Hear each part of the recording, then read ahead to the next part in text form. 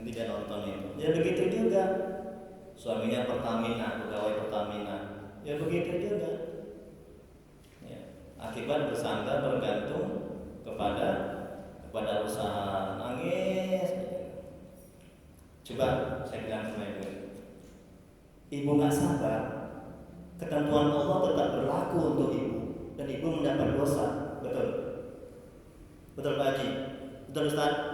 Betul Bu? Dan nggak Bu, ini saya bilang. Dan nggak mungkin berubah ketentuan Allah dengan kita nggak sabar. Itu nggak akan terjadi itu, dan nggak akan membantu. Kalau ibu nangis, menderita, ya nggak mau ibadah, nggak akan terbantu itu Bu. Tapi kalau misalnya ibu bersabar, ketentuan Allah, takdir Allah juga tetap berlaku untuk ibu, dan ibu mendapat pahala. Setan menjauh. Ini kuncinya nih Bu, manajemen hatinya. Setan menjauh, nafsu terkekang, lemah, jin juga nggak bisa berkutik, sehingga Allah memberikan ketenangan, kedamaian dalam hati kita, dan Allah akan menuntun, menolong.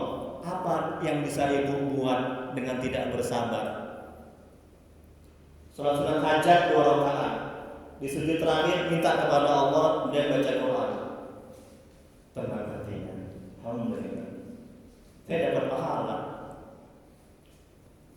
Enak berbuat kebaikan, ya.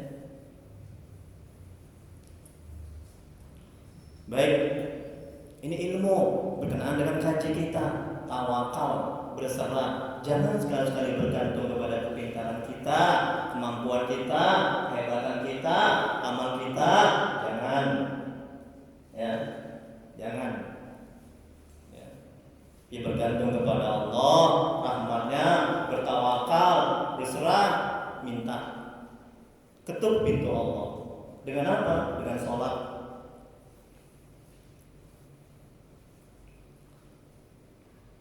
Allah sudah, berikutnya Bu, tolong Pak buka halaman 2. Ini ada 3 halaman. Allah sudah menciptakan, mengurus, mengatur dan menentukan hambanya di masa azali. Masa azali itu masa di mana segala sesuatunya belum ada, yang ada hanya Allah. Tengok itu, semua sudah selesai diciptakan, diurus. Ketika alam ini belum ada, ketika kita belum ada, ini sudah selesai semuanya.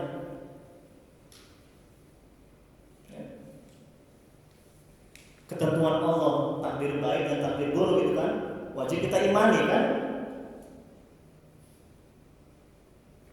Sudah? Termasuk yang akan terjadi dan dijalani hambanya di dunia ini. Jadi kita sebagai hamba tidak patut untuk mengatur dan mengurus yang bukan urusan kita. Tengok itu. Hal demikian dilakukan agar supaya kita tidak stres, sengsara dan menderita. Karena sesuatu yang diurus, diatur dan direncanakan oleh seorang hamba tidak akan terjadi kecuali bila mana sesuai dengan perencanaan, pengaturan dan pengurusan Allah. Setengah mati kita mengatur, mengurus rencana kita. Kalau berbeda dengan pengaturan pengurusan Allah, tidak akan terjadi. Betul?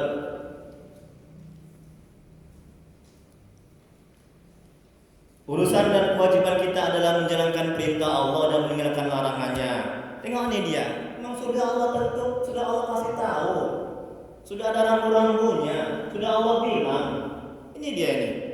Quran surah Az-Zariyat ayat 56. Dan aku tidak menciptakan jin dan manusia melainkan supaya mereka beribadah, bukan untuk bekerja, bukan untuk mengatur urusan duniawi. Kita diciptakan ini. Ya. Adapun kalau kita bekerja, niatkan untuk ibadah, jangan niatkan untuk bekerja. Kalau itu yang kita lakukan, nggak dapat pahala, kita stres, kita menderita, kita ketika apa yang kita usahakan itu tidak terkabul, tidak terwujud, tidak mendapat duit. Tengok wali-wali Allah itu, orang-orang soleh yang dekat kepada Allah. Ada nggak mereka bekerja? Nggak ada. Tapi tengok mereka bisa makan, dapat beras segala macam. Tok tok tok tuan, ini ada beras. Tok tok tok tuan, ini ada sembako segala macam. Itu menanda menandakan rezeki sudah selesai diciptakan, dibagi. Itu menandakan kita dijadikan di dunia bukan untuk bekerja, tapi untuk beramal ibadah. Makanya jangan gerusak-gerusuk, jangan tamak, jangan rakus, jangan hati akal pikiran terfokus kepada usaha kita, bergantung bersandar kepada usaha kita, kepada rezeki kita. Jangan, nggak akan ada keberkahan. Allah nggak suka. Berikutnya beberapa perencanaan yang tercela, yaitu yang pertama, perencanaan yang membuat kita terhijab dan jauh dari Allah. Itu dia tercela. Kita berbisnis, kita usaha, ya, tapi usaha kita itu kita rencanakan supaya maju, membuat kita lupa sholat, lupa zikir, lupa beramal ibadah, lupa sedekah, nggak mau sedekah. Itu dia yang tercela, terhijab dan jauh dari Allah. Kemudian yang kedua, perencanaan sesuatu yang baik tentang agama atau dunia dengan memastikan aku berencana untuk haji tahun depan, oh pastilah berangkat, tidak mengatakan insya Allah, atas izin Allah, atas bantuan pertolongan Allah. Dia tidak mengatakan seperti itu. Ini tercela. Memang dia Tuhan bisa memastikan. Kemudian berikutnya, perencanaan yang masih mengatakan insya Allah masih kurang baik. Tengok untuk haji, tengok bu.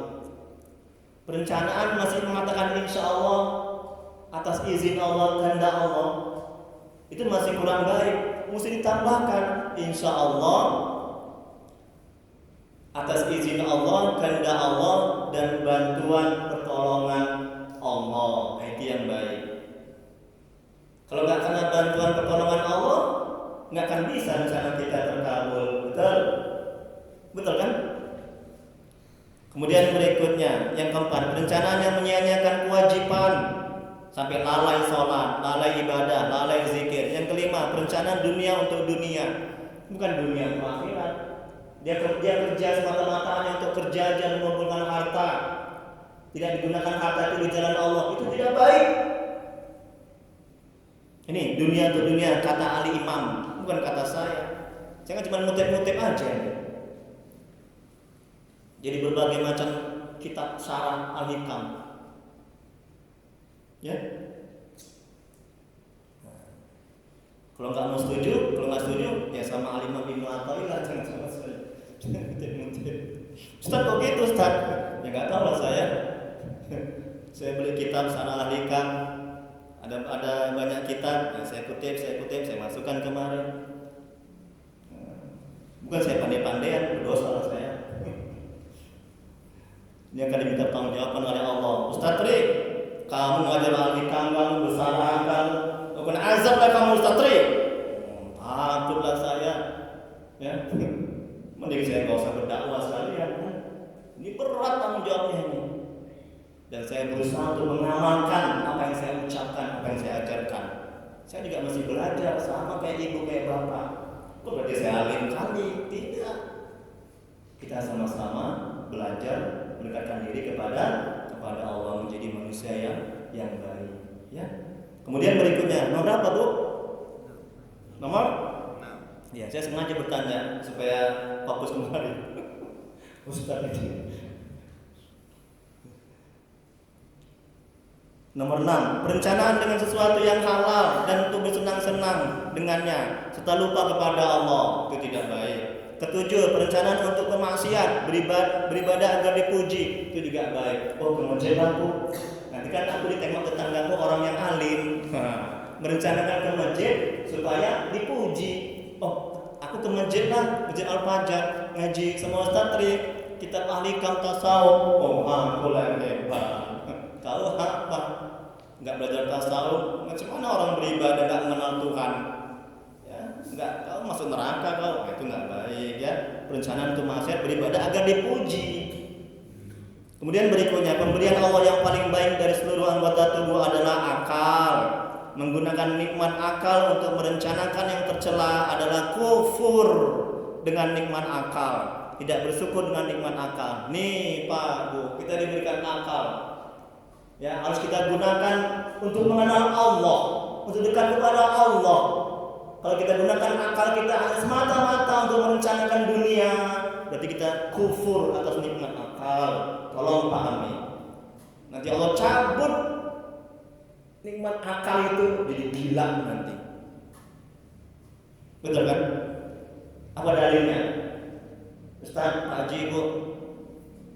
Bismillahirrahmanirrahim. La in syakartum la azidannakum wa in kafartum inna azabi lasyadid. La in syakartum, jika engkau bersyukur aku tambah. Betul.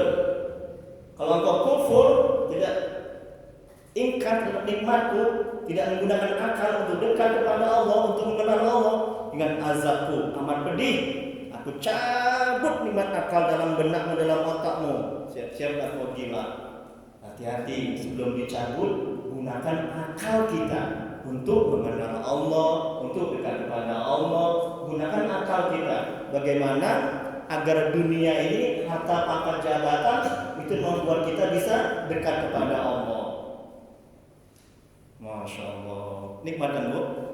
Enak kan, Bu? Ya, rugi orang nggak belajar ahli kalam ini. Rugi sekali. Ya, rugi sekali. Makanya ibu jangan pandai sendiri. Nanti sampai rumah, Pak, ini tadi ada kaji Pak ahli kalam, Pak. Nah, ibu bacakan ini nanti sama suami. Ya, itu kewajiban ibu. Bapak juga begitu. Ya, nggak boleh pandai sendiri. Ya. Kalau nggak tahu tanya sama saya di WA. Alhamdulillah jemaah masjid sini sudah banyak yang masuk di grup manajemen hati saya di WA grup. Ya, ada yang tanya-tanya mengenai agama, tanya di situ. Ustaz, kaji Ustaz kemarin saya nggak paham yang kalimat ini Ustaz. Tanya di WA grup manajemen hati. Nah, saya terangkan di situ. Saya juga dakwah di media sosial. Kemudian berikutnya, firman Allah dalam Al-Quran, sungguhnya jika kamu bersyukur, ini dia tadi, baru saya bilang, saya belum baca ini. Sungguhnya jika kamu bersyukur, pasti kami akan menambah nikmat kepadamu. Dan jika kamu ingkar nikmatku, maka sungguhnya azabku sangat pedih. Quran Surah Ibrahim ayat 7. Allah akan mengurangi kualitas akal kita. Bila sudah demikian, semakin jauh dari surga dan semakin dekat dengan neraka. Dan tidak ada rasa takut dan segan untuk buat maksiat dan dosa. Jadi Bu, orang-orang yang buat maksiat dan dosa itu dicabut nikmat akalnya oleh Allah. Kenapa? Karena dia tidak menggunakan nikmat akal itu untuk mendekatkan diri kepada Allah, untuk mengenal Allah, untuk taat kepada Allah. Hati-hati. Ya, bersyukur nih, Bu. Bersyukur kita ini, Bu. Ya, akal kita ini masih dituntun oleh Allah, ya, untuk mau memikirkan tentang akhirat, mengaji. Bersyukur kita. Coba Allah cabut nikmat akal itu, ya, dibuatnya kita itu akal kita ini maksiat, merencanakan maksiat aja, ya kan, merencanakan, memikirkan maksiat dan dosa aja, berzina, nauzubillah min dzalik. Betul kan? Kemudian berikutnya, beberapa perencanaan yang terpuji, yaitu yang pertama, perencanaan yang mengatakan insya Allah dengan, ini kan dia tadi baru saya bilang, mengatakan insya Allah dengan daya dan upaya Allah. Yang kedua, perencanaan yang mendekatkan kita kepada Allah, menunaikan kewajiban, menyerahkan kehendak kepada Allah, berpegang dengan daya dan upaya Allah. Ketiga, perencanaan untuk mengatur dan melepaskan tanggung jawab daripada hak makhluk. Ada kalanya lunasi atau minta halal, yaitu masalah hutang. Bagaimana supaya hutang kita itu lunas, perencanaan. Ya, tapi tetap juga karena Allah mengharap ridha Allah dan menjalankan perintah Allah, kita lunasi hutang kita. Ya. Kemudian berikutnya, perencanaan untuk menghasilkan dunia untuk akhirat, dengan dunia untuk dunia semata-mata, itu tidak baik perencanaan itu. Yang keenam, perencanaan dan mengatur untuk jihad. Nah, itu jihad tidak hanya berperang, ya, jihad melawan hawa nafsu. Bagaimana hawa nafsu ini tertekan, ya kan? Jaga pandangan, itu perencanaan. Nah, jangan menonton video porno, ya, itu perencanaan. Yang ketujuh, perencanaan untuk menghasilkan dunia yang halal, untuk bersenang-senang dengannya dan mensyukurinya, serta mengatakan insya Allah jika dikehendaki Allah dengan daya dan upaya Allah. Kemudian Syekh Ahmad Ibnu Mazruk, semoga Allah merahmati dan ridhoinya, berkata, Barang siapa tidak punya perencanaan berarti dia berada dalam ketenangan. Ini wali-wali Allah, orang-orang sufi. Nah, kita pun juga bisa seperti itu. Artinya jangan menetap di hati rencana kita itu. Serahkan semuanya kepada Allah. Ya, dan direncanakan dan lupakan. Tulis di rumah kita. Yang pertama kita merencanakan untuk ibadah haji. Yang kedua kita merencanakan untuk berbisnis. Kemudian kita sisakan untuk sedekah. Yang ketiga kita merencanakan tertulis. Jadi tidak menetap di hati. Hati terus ingat kepada Allah, berzikir kepada Allah. Kemudian berikutnya Syekh Hasan As-Sazili, semoga Allah merahmati dan meridhoinya, mengatakan, jangan engkau memilih sesuatu pun urusanmu. Pilihlah untuk tidak memilih, menjauh dari pilihan, dari pelarianmu, dan lari dengan segala sesuatu selain menuju kepada Allah. Kemudian Sayyidina Ali, semoga Allah merahmati dan meridhoinya, berkata, dari sekian karakter seorang wali yang paripurna adalah tidak membutuhkan selain ahwal keadaan yang telah ditetapkan oleh Allah. Artinya dia tidak punya keinginan perencanaan kecuali apa yang nampak dari kudrah, yaitu Allah kuasa menciptakan alam semesta dan mengaturnya. Perencanaan yang disertai penyerahan urusan kepada Allah tidak tercela selama tidak berketerusan. Inilah wali-wali Allah, orang-orang soleh. Yang terakhir, maka kalam hikmah ini menjelaskan kepada kita bahwa dalam hal mengatur dan mengurus perkara duniawi, kita tidak boleh lupa kepada Allah. Pada hakikatnya Allah telah mengatur segala-galanya. Untuk itu kita harus beriman kepada qada dan qadar Allah. Pemahaman tentang qada dan qadar Allah ini harus mengiringi setiap langkah dalam perbuatan, dalam perencanaan kita.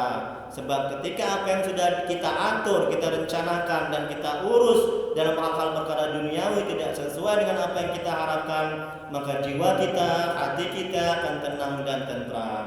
Jadi boleh merencanakan apapun, baik dunia maupun akhirat.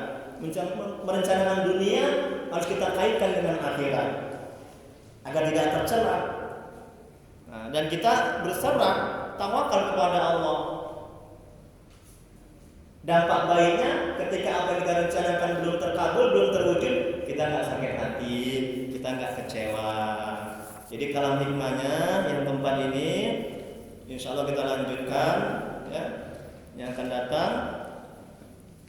Al-Imam mengatakan, tenangkanlah jiwamu dari tadbir. Tadbir itu yaitu mengatur dan mengurus perkara duniawi. Karena apa yang telah diatur, ini kata Al-Imam, apa yang telah diatur dan diurus oleh Allah, sudah selesai semuanya diatur dan diurus. Jangan kita stres, jangan kita kecewa, jangan kita tamak, jangan kita rakus. Janganlah kamu turut mengatur dan mengurusnya. Kalaupun mau ingin mengatur mengurus perkara duniawi, nggak boleh kita bergantung, bersandar, berpegang kepada kemampuan kita, kehebatan kita, akal kita, tapi bergantung dan bersandar kepada Allah, kepada rahmatnya, kepada karunia-Nya. Dan jangan menetap di hati rencana itu. Nanti engkau akan lupa malah ingat kepada Allah. Tadi kata Imam, dan tetap di hati udah hilang. Jangan terus ingat-ingat, mau kerja kita ingat rencana kita, mau ibadah, di dalam ibadah kita ingat rencana kita, dalam kamar terus ingat rencana kita, stres kita, menderita kita, sengsara kita. Wallahu a'lam. Hanya Allah yang mengetahui ilmu ini. Baik, sebelum kita tutup dengan doa, mungkin ada yang perlu didiskusikan. Kalau saya nggak tahu jawabannya yang akan datang, bukalah di kita. Ada Bu? Ada Pak? Nikmat ya, tenang hati ini, enak. Inilah makanan hatinya lagi ya. Makanan jasmani kan nasi, makanan jasmani. Jadi makan hati mesti dikasih makan. Ini makanan hati ini yang halikam. Ada? Kalau nggak ada, kita tutup dengan doa ya. Alhamdulillah udah paham. Memang enak nih mengaji di sini. Pintar. Senang saya. Nanti kalau ibu bapak nanti baca-baca, waduh, lupa aku tadi mau tanya, makanya di WA. Kalau nggak punya WA, telepon lah. Ya. Ustaz, Masya Allah, saya jawab, saya balas. Baik, kita doa. Astagfirullahaladzim, astagfirullahaladzim, astagfirullahaladzim. Allahumma sholli ala sayyidina Muhammad wa ala alihi wasallam. Allahumma Allahumma shalli ala sayyidina Muhammad wa ala alihi wasallam. Bismillahirrahmanirrahim. Alhamdulillahirabbil alamin hamdan yufi ni'amahu wa yakfi mazidan. Ya Rabbana lakal hamdu kama yanbaghi li jalali wajhika wa 'azimi sultanik. Allahumma shalli ala sayyidina Muhammad wa ala ali sayyidina Muhammad. Ya Allah ya Rahman ya Rahim. Dengan keberkahan dan kemuliaan Nabi Muhammad sallallahu alaihi wasallam, keluarga dan sahabat-sahabatnya, dengan keberkahan dan kemuliaan Syekh Muhammad al-Jailan, ampuni ya Allah dosa kedua orang tua kami, ampuni sebesar apapun masa lalu mereka, terima amal ibadah mereka, terima taubat mereka, kasihanilah mereka ya Allah. Ya Allah, ampuni dosa orang tua kami yang telah mendahului kami, jauhkan mereka dari siksa kubur-Mu ya Allah. Jadikan kuburan mereka taman-taman surga-Mu. Tempatkan mereka di surga-Mu sebaik-baiknya surga ya Allah. Ya Allah, tolong ya Allah. Ampuni dosa dan maksiat kami ya Allah. Ampuni sebesar apapun masa lalu kami. Terima amal ibadah kami. Terima taubat kami. Kasihanilah kami ya Allah. Mudahkan rezeki kami dan berkah. Mudahkan urusan kami dan berkah. Panjangkan umur kami dan berkahi ya Allah. Ya Allah ya Rabb yang maha menatap, yang maha pengasih lagi maha penyayang. Jadikan keluarga kami keluarga yang sakinah mawaddah warahmah. Jadikan anak-anak kami anak yang soleh dan solehah ya Allah. Jauhkan kami dari musibah dan bala bencana. Jauhkan kami dari perbuatan syaitan, jin dan orang-orang yang berniat jahat kepada kami ya Rabb. Ya Allah, tolonglah ya Allah. Tuntun hati kami agar bisa istiqomah di jalan-Mu. Mudahkan kami untuk bisa taat kepadamu. Kuatkan iman kami ya Allah. Tolong ya Allah untuk tidak buat maksiat dan dosa kepadamu ya Allah. Ya Allah, tuntun hati kami agar bisa selalu mengingat-Mu. Tuntun hati kami agar bisa selalu bersolawat kepada Rasul-Mu ya Allah. Ya Allah yang maha penyembuh, bila di antara keluarga kami, jemaah ini, ada yang sakit, mohon beri kesembuhan kepada mereka ya Allah. Bila keluarga ini, jemaah ini, ada yang mendapat musibah, tolong ya Allah dengan rahmat-Mu ya Allah. Angkat musibahnya ya Allah. Angkat musibahnya ya Allah. Angkat musibahnya ya Allah. Rabbana la tuzigh qulubana ba'da idh hadaytana wa hab lana min ladunka rahmah innaka antal wahhab. Rabbana atina fid dunya hasanah wa fil akhirati hasanah wa qina adzabannar. Wa sallallahu ala sayyidina Muhammad wa ala alihi wasallam. Subhana rabbika rabbil izzati amma yasifun. Wassalamun alal mursalin. Walhamdulillahi rabbil alamin. Lebih dan kurang saya mohon maaf. Assalamualaikum warahmatullahi wabarakatuh. Allahumma shalli ala sayyidina Muhammad. Taqabbalallahu minkum.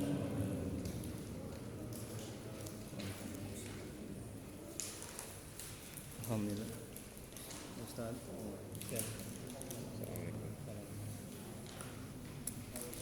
Haji saya haji.